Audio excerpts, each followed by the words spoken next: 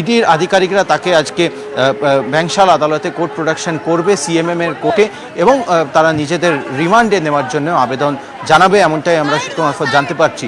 আমরা জানি যে গতকাল তার বাড়ি থেকে বিপুল পরিমাণে লিকুইড ক্যাশ সহ ফরেন কারেন্সিও পাওয়া গেছে। সেই জায়গা থেকে গতকাল তাকে যখন জোখা ইএসআই মেডিকেল করে সিজিও কমপ্লেক্সে আনা হয়, তখনও সিজিও কমপ্লেক্সে আনার পরও তাকে জিজ্ঞাসাবাদ করা হয়, বেশ কিছু প্রশ্ন তাকে করা হয়। যেই ফরেন কারেন্সি তার কাছে পাওয়া গেছে সেইগুলি তিনি অতীতে কোথাও বিদেশে গেছেন কিনা, কোনো ট্রাভেল হিস্ট্রি রয়েছে কিনা, যেমন কি সেই বিষয়গুলি কিন্তু সেই প্রশ্নগুলোর উত্তর জানার চেষ্টা করছে।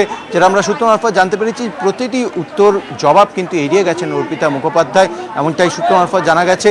আর কিছুক্ষণ বাদেই ব্যাংশাল কোর্টে তাকে আনা হবে, তার কোর্ট প্রোডাকশন হবে ব্যাংশাল আদালতের যে চিফ মেট্রোপলিটন ম্যাজিস্ট্রেটের কোর্ট, সেই কোর্টে তাকে প্রোডাকশন করবে এনফোর্সমেন্ট ডিরেক্টরেটের আধিকারিকরা। দেবস্মিতা, বেশ সৌরভ, তুমি নজর রাখো। ইতিমধ্যেই আমরা যেরকম জানি, আজই ব্যাংশাল কোর্টে অর্পিতা মুখোপাধ্যায়কে তোলা হবে, এবং তারপর কি হয় সেদিকে নজর থাকবে, কারণ ইএসআই হাসপাতালে ইতিমধ্যে তাকে নিয়ে যাওয়া হয়েছে। সেখান থেকে কখন বের করা হবে সেই বিষয়ে অবশ্যই আমরা নজর রাখবো, কারণ যখন তাকে গাড়ি থেকে নামানো হয় তখনই তিনি বলেন যে তিনি আইনের উপরেই আস্থা রাখছেন, আইনের পথেই চলবেন। ইতিমধ্যেই ব্যাংশাল আদালতে তাকে পেশ করা হবে, এসআই হাসপাতালে তিনি রয়েছেন, তাকে সেখান থেকে বের করে নিয়ে যাওয়া হবে। তবে লাস্ট আপডেট একবার জানবো, সান্নিক আমার সঙ্গে রয়েছে। সান্নিক, কতক্ষণে তাকে এসআই হাসপাতাল থেকে বের করে নিয়ে যাওয়া হবে, কি পর্যায়ে রয়েছে সেসব কিছু জানতে পারছো কি?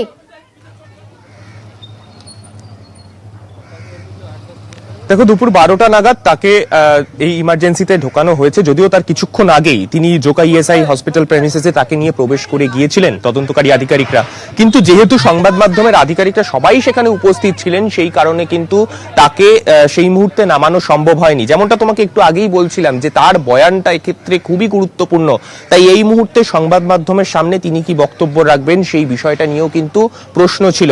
তাই যখন তিনি 12টার সময় দ্বিতীয়বার জন্য তাকে যখন এই হাসপাতালে ঢোকানো হলো, তারপর তিনি গাড়ি থেকে নামলেন, আমরা তাকে জিজ্ঞেস করলাম, তিনি কিন্তু বলে গেলেন যে আইনের ওপর আস্থা রয়েছে, আইনের পথেই চলবে, এই কথাটাই কিন্তু তিনি বলে ভেতরে ঢুকে গেলেন। এই মুহূর্তে তার সমস্ত শারীরিক পরীক্ষা নিরীক্ষা সেগুলো ভেতরে চলছে, কিছুক্ষণ সময় লাগবে এমনটাই জানতে পারা যাচ্ছে হাসপাতাল সূত্র মারফত। খুব এক্ষুনি তার বেরোনোর সম্ভাবনা নেই, কিছুক্ষণ পরেই তিনি বেরোবেন।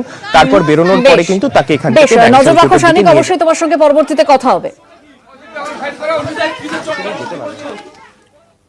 অন্যদিকে ব্যাংশাল কোর্টের নির্দেশে এসএসকেবি চিকিৎসাধীন পার্থ চট্টোপাধ্যায় ব্যাংশাল আদালতের নির্দেশকে চ্যালেঞ্জ করে হাইকোর্টে ইডি শনিবার রাতে বিশেষ আদালত চেয়ে প্রধান বিচারপতির কাছে আবেদন করে ইডি, এবং ইতিমধ্যে আমরা যে খবর পেয়েছি, ইডির আবেদনের শুনানির অনুমতি প্রধান বিচারপতির। অর্ণব রয়েছে আদালতের তরফে, আর কি কি বলা হয়েছে অর্ণবের কাছ থেকে আমরা জানতে পারবো। অর্ণব,